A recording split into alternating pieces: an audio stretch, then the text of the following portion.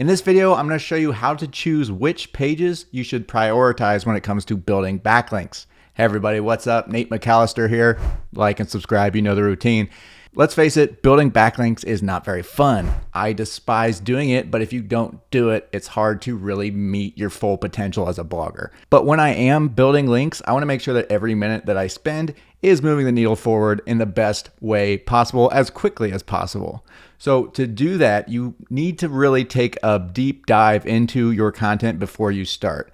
So for this video, we're going to assume that all of your pages are created equal. Typically, if you have one page that is extremely valuable, you would focus on that first and everything else would come later. But I'm going to show you the low-hanging fruit, the pages that could get more organic traffic more quickly with just a couple of backlinks. Some pages that are high value are going to take a consistent long-term effort. But I'm going to show you a little trick using Ahrefs to find the pages that will respond most quickly to new links. So let's get into my computer and I'll show you how that works. And this will save you a ton of time doing that dreaded link building. This process is really best for people that have a decent amount of content already, because you'll have a lot of different options for which things to build links to. And if you have a ton of articles, you can't divide your link building efforts randomly. You have to really prioritize. Before I show you the actual mechanics of it, I want to explain the concept that it all revolves around, and that is that 2/3 of all organic clicks go to the first 6 spots in Google. The joke is that the best place to hide a dead body is on page 2 of Google because no one sees it.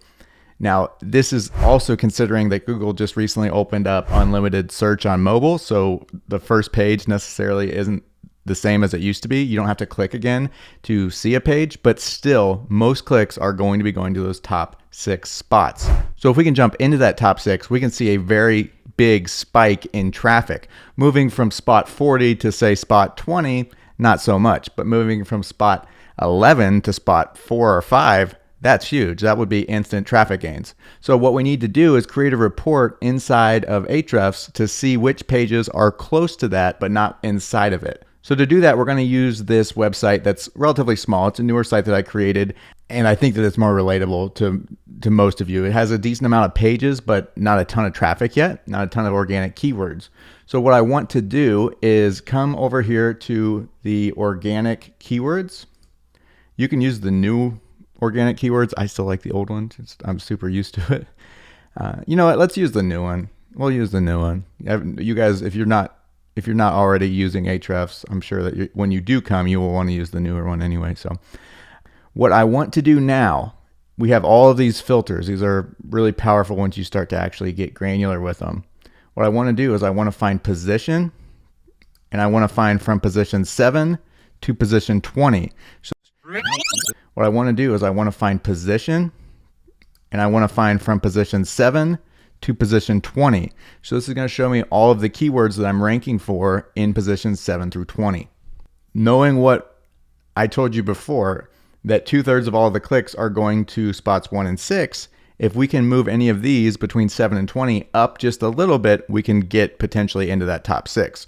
Anything below 20 or above 20, however you see it, anything that's not as close to the front page as 20 is going to be harder to move up. So these are going to be the low-hanging fruit. If you're like me and your mind works better with analogies, picture yourself at a baseball game and the front row is the first spot of Google. If you're in the front row, you have a really good chance of getting a ball. If you're in the nosebleeds, moving up 10 rows isn't really going to help you that much. But if you're in row 12 and you move up 10 rows, you're really going to increase the chances of catching a ball. In this example, the ball is Google, and that's the traffic we're trying to get.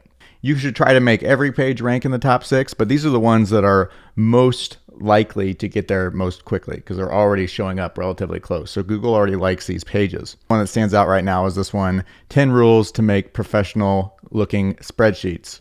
All right. And then we're going to go a little bit further and see, we know now that those are close. So I would definitely want to add that to my link building efforts, because if I'm able to move just a couple of spots, I can potentially get a share of this traffic. And remember that blog posts aren't just one keyword, they're collections of keywords. So if I add links to this article, I'm going to help the entire article and all of the keywords inside of it, hopefully.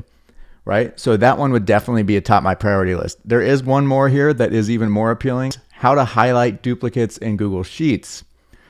These keywords over here would make amazing anchor text. You need to be careful because sometimes Google doesn't love when your anchor text is like really blatant and obvious, especially if the article is not related. So my link building efforts, I'll try to find another site that does Excel or spreadsheet related stuff and try to get them to link to how to highlight duplicates in Google Sheets. If I can get anchor text with that to this article, I can easily move positions relatively quickly from position number 14 up to position maybe 6 or 5 or 4. That would give me an instant spike in traffic.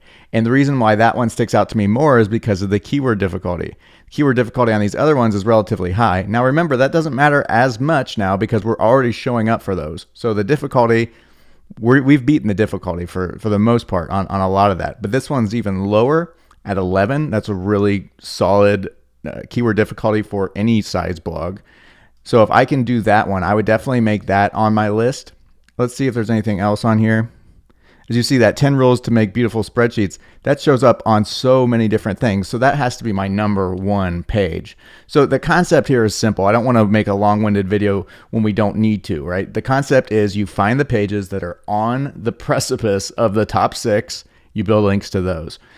If you have a bunch of them, the next factor is total volume across all the keywords. Remember, we're looking at combinations of keywords, not just one single keyword.